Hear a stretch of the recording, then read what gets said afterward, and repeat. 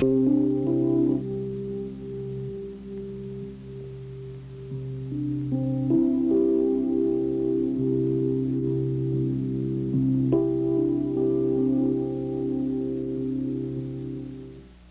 atento, vão aparecer aqui na tela algumas figuras em sequência.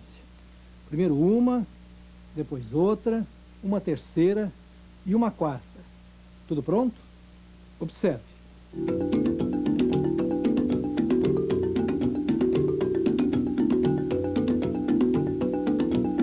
As figuras que você viu obedecem a um padrão, elas têm um ritmo.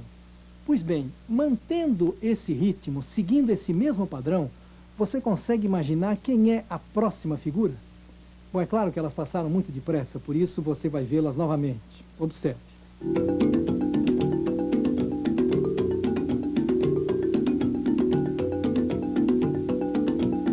Para conseguir desenhar a próxima figura, a gente precisa compreender qual é o ritmo, qual é o padrão dessa sequência.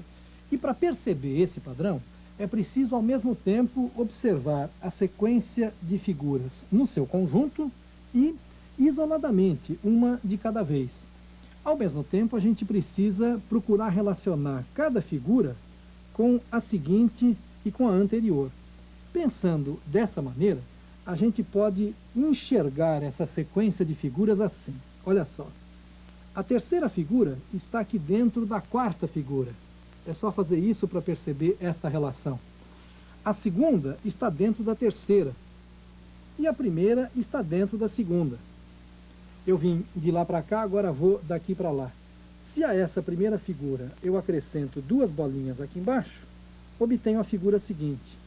Se a esta acrescento 3 bolinhas aqui embaixo, obtenho a seguinte. Se a esta acrescento 4 bolinhas aqui embaixo, obtenho a seguinte. Pronto, a gente já percebeu qual é esse padrão. E com isso dá para desenhar a próxima, a quinta figura.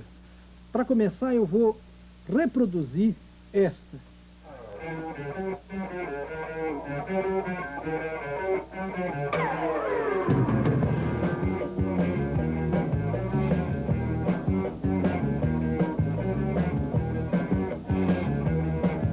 Pronto. E agora só falta acrescentar embaixo dela 5 bolinhas.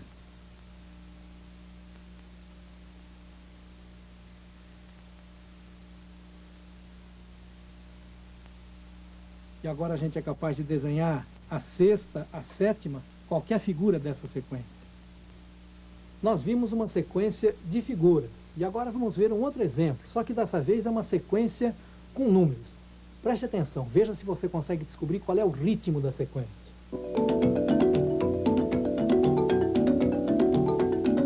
Então, eu estou querendo saber qual é o próximo número da sequência. Vamos vê-la novamente.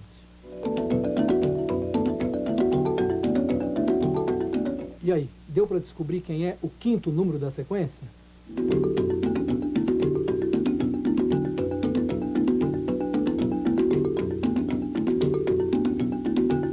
Para escrever o quinto número, a gente precisa descobrir qual é o ritmo, qual é o padrão dessa sequência. E para isso é preciso relacionar os números que estão na sequência. Isso tem um pouco de quebra-cabeça, é preciso matar a charada. Nesse caso aqui, a gente pode pensar assim. Do 1 para o 3, acrescento 2. Do 3 para o 6, acrescento 3. Do 6 para o 10, acrescento 4. Mantendo esse mesmo ritmo, mantendo esse padrão, agora acrescento 5 ao 10 e então obtenho o 15. O 15 é o quinto número dessa sequência. E agora que a gente matou a charada, é fácil descobrir quais são os seguintes. Ao 15 acrescentando 6, 21, 21 mais 7, 28 e assim por diante. Nós acabamos de ver uma sequência com números e tínhamos visto antes uma sequência com figuras. Vimos as duas coisas separadamente. E agora a gente vai ver um jeito interessante de juntar tudo isso numa coisa só. Olha, a sequência de figuras foi esta. Nós descobrimos o seu ritmo, o seu padrão. e sabemos como desenhar as figuras seguintes. A sequência de números foi esta, também descobrimos o seu ritmo, o seu padrão. Olha só, a primeira figura da sequência de cima tem um pontinho apenas. A segunda é formada por 3 pontos, por 3 bolas. A seguinte é formada por 6 pontos. A próxima é formada por 10 pontos. Veja só, os números desta sequência são os números de pontos, ou de bolas, das figuras de cima. Há, portanto, uma relação entre a figura, a sequência de figuras e a sequência de números. Os números desta sequência se referem aos pontos daquelas figuras. Estas figuras têm formato triangular, são triângulos de pontinhos. E é por esta razão que estes números são chamados de números triangulares. Essa expressão, números triangulares, que relaciona quantidades e formas, é muito antiga. Ela já era empregada há mais de 2000 anos pelos matemáticos pitagóricos, os gregos lá da antiguidade. Existem muitas outras sequências que relacionam formas e números. Agora uma sequência diferente das anteriores, é uma sequência de contas. Fique atento para descobrir qual é a próxima conta.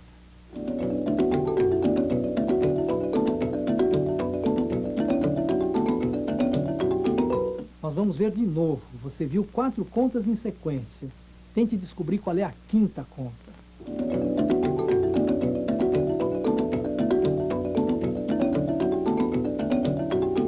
Para descobrir qual é a próxima conta, a gente precisa perceber qual é o ritmo, qual é o padrão da sequência. Bom, nesse caso aqui, a primeira coisa que chama atenção é que todas as contas são multiplicações, então a próxima também deve ser.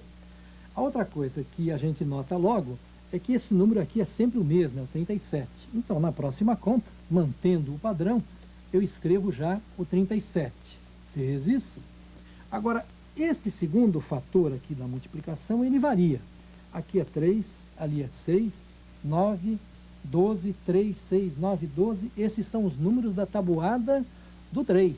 São números que vão de 3 em 3. Então, o próximo 3, 6, 9, 12 é o 15. Agora, o que é curioso nestas multiplicações aqui é o padrão observado nos resultados.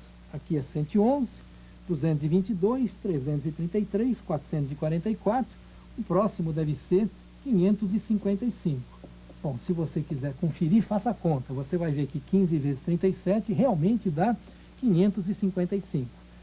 Agora que a gente matou a charada, é fácil escrever a conta seguinte e a outra e assim por diante. Nesse programa, a gente está tratando de sequências. As sequências têm um ritmo, têm um padrão que se repete. Acontece que, em alguns casos, esse padrão pode não estar muito bem definido, não estar muito claro. E aí é possível que pessoas diferentes vejam as sequências de maneiras diferentes, ou a mesma pessoa veja a sequência de 2 ou 3 maneiras diferentes. Eu vou dar um exemplo disso agora. Eu posso pensar a sequência 1, 2, 4 da seguinte maneira. Passo do 1 para o 2, multiplicando por 2. Do 2 para o 4, também multiplicando por 2. E agora, mantendo esse padrão, multiplico o 4 por 2, obtenho 8. Multiplico 8 por 2 dá 16, vezes 2, 32 e assim por diante. Mas esta mesma sequência 1, 2, 4 pode ser pensada de um outro modo. Olha só, do 1 para o 2, a gente acrescenta 1. Do 2 para o 4, acrescenta 2. Acrescentando 3 ao 4, eu obtenho o 7. A seguir acrescento 4 para chegar no 11, acrescento 5 para chegar no 16 e assim por diante. É um outro modo de dar continuação à sequência 1, 2, 4. E eu já vi ainda uma pessoa que diante do 1, 2, 4 pensou assim: 1, 2, 4, agora eu repito o 1, 2, 4 e repito de novo o 1, 2, 4 e interpretou a sequência de uma outra maneira diferente das anteriores. Entretanto, existem sequências que não provocam dúvida nenhuma. Só de olhar para o comecinho delas a gente é capaz de perceber logo quem é o termo seguinte. Olha esse exemplo. Essa sequência a gente reconhece logo, é a sequência dos números pares. Ela começa no 0 e vai de 2 em 2. 0, 2, 4, 6, etc. Depois do 10 vem o 12, o 14, o o 16 e assim por diante. Agora, por que número par? Você pensou nisso? Por que se diz, por exemplo, que o 10 é um número par? Olha só, nesse baile, homem só entrava se acompanhado de uma mulher, e mulher só entrava se acompanhada de um homem. Com estas regras, não sobrou ninguém, não sobrou homem, não sobrou mulher. Todo mundo tinha o seu par. Veja que há 10 pessoas no baile. Essas 10 pessoas formam 5 casais, 5 pares. Você já entendeu por que o 10 é chamado de número par? Pense ainda nos pares de meias. Por exemplo, 7 pares de meias são 14 meias. E para completar essa explicação, pense ainda no seguinte: assim como impossível quer dizer não possível, ímpar, ou seja, impar, quer dizer não par. Agora a gente vai comparar duas sequências. A primeira é essa daqui, 0, 7, 14, 21. E a segunda, 3, 10, 17, 24. Estas duas sequências têm algo de parecido, embora elas sejam diferentes. É que nesta daqui eu passo do 0 para o 7, somando 7. Do 7 para o 14, mantém o ritmo, soma 7 dá 21, soma 7 dá 28 e assim por diante. Nessa outra também, de 3 para 10, acrescento 7, soma 7 dá 17, soma 7 dá 24, soma 7 dá 31, assim por diante. Então, as duas sequências avançam de 7 em 7, mas elas são diferentes, porque, embora avancem de 7 em 7, elas têm começos diferentes, e por isso, então, elas vão passando por números diferentes. Estes números que estão aqui em cima, 0, 7, 14 e 21, são números mais ou menos familiares, são os números da tabuada do 7, só que agora de uma tabuada infinita, porque a gente não precisa parar no 70, pode prosseguir adiante. A gente pode pensar estes números assim: cada um deles é o resultado de uma multiplicação por 7. Por exemplo, o 14 é 2 vezes 7, o 21 é 3 vezes 7. Estes números da tabuada infinita do 7 são também chamados de múltiplos de 7.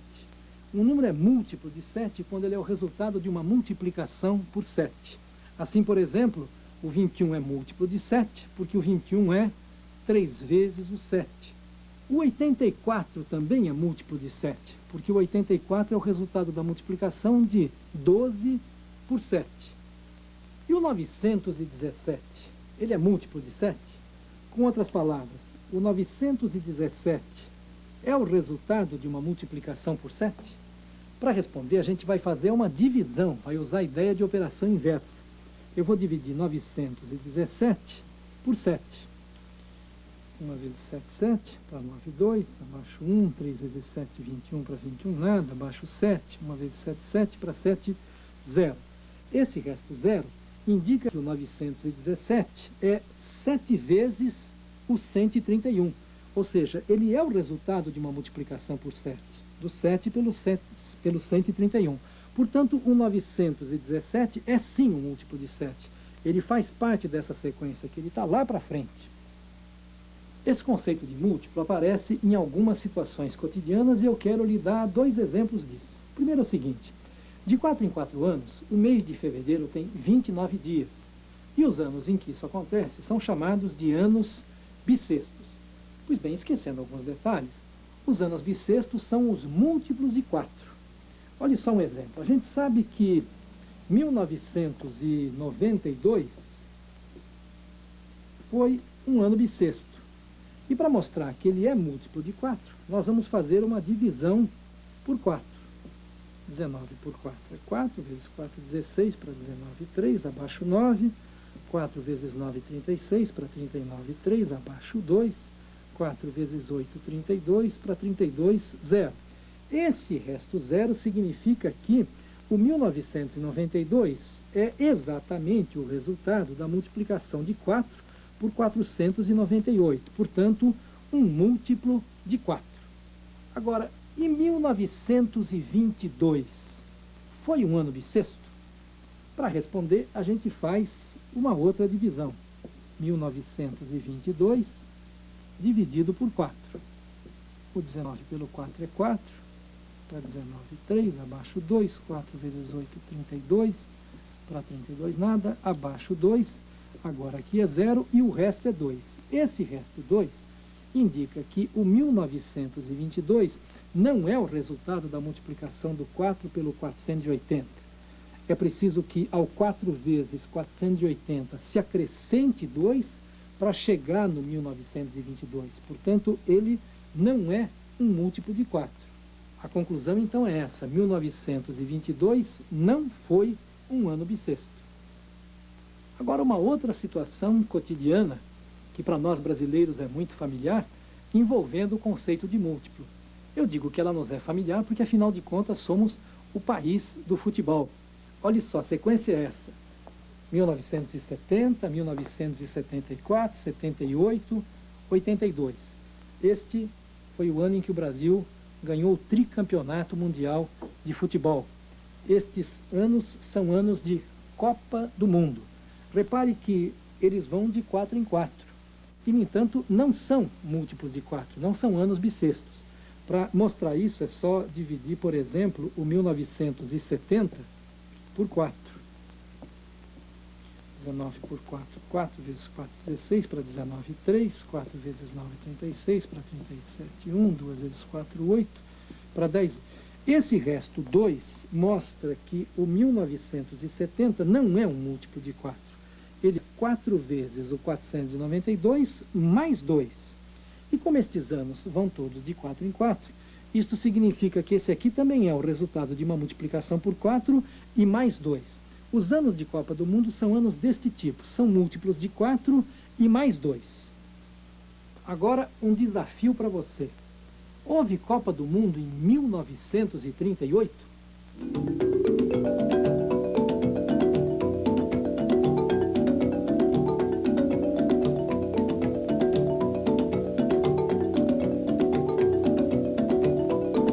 Para responder, vamos fazer mais uma conta. Vamos dividir 1938 por 4, que é para saber se esse foi ou não um ano de Copa do Mundo. Então vamos lá, 19 por 4, 4, 3, 3, 8, 1, baixo 8, 4 vezes 4, 16, para 18, 2. Olha só, esse resto 2 indica que o 1938 é 4 vezes o 484, quer dizer, um múltiplo de 4, e mais 2. Portanto, 1938 foi sim um ano de Copa do Mundo. E eu lhe dou mais uma informação. Em 38, a campeã foi a Itália. E em 1942, houve Copa do Mundo? Para responder, a gente pode pensar assim. 1938 mais 4 dá 1942. Quer dizer, 42 está 4 adiante do 38. Se houve Copa do Mundo em 38, é de se concluir que tem havido também em 1942. Certo? Errado. Em 42 não houve Copa do Mundo. Não, as contas estão certas e o raciocínio está tudo lógico, perfeito. O problema é outro. Em 1942 não houve Copa do Mundo porque o mundo estava em guerra, bem no meio da Segunda Guerra Mundial. Pois é, a matemática ajuda, mas não resolve tudo.